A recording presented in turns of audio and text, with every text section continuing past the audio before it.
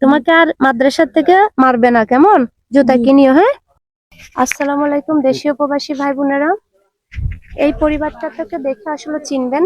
এই ভাইয়ের একটি ভিডিও নিয়েছিলাম আমি। তো ওনার একটি ছিল, উনি আসলে মানসিক প্রতিবন্ধী, ওনার 3টি সন্তান। সবাই দেখেন খালি পায়, ওনাদের কিন্তু কারোরই জুতা নাই।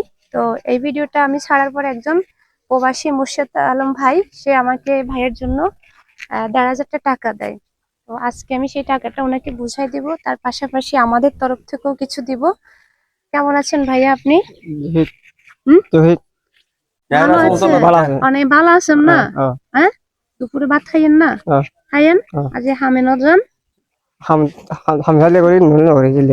আচ্ছা হামে নজান। আসলে উনি মানসিকই তো একটু কথা অসুস্থ, শারীরিকভাবে অসুস্থ।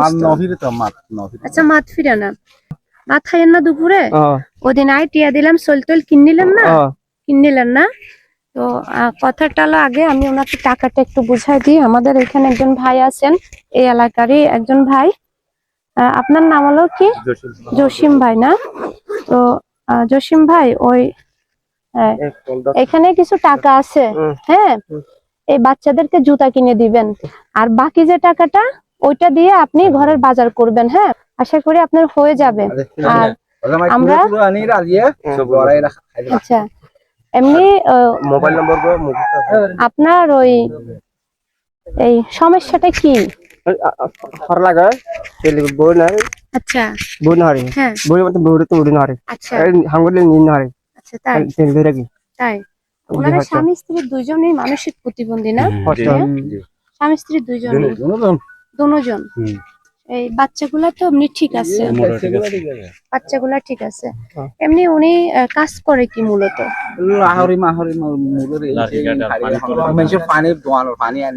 আচ্ছা, এই কাজগুলো উনি করে, মানে লাড়কি টাড়কি টানে, মানুষের দোকানের কাজগুলো করে।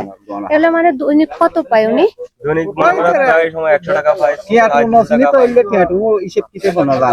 আচ্ছা, উনি টাকাও ভালো করে চিনে না।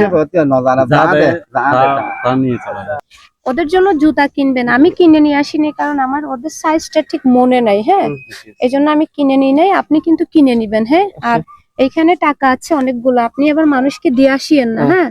যে বুঝে প্রয়োজনে তাকে নিয়ে যেয়ে আপনি জুতা কিনবেন, বাজার করবেন।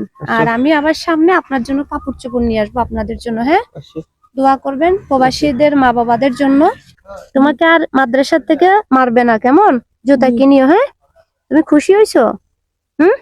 জুতা কিনতে পারবা, খুশি হইছো? জি জি, আচ্ছা জি বলছে।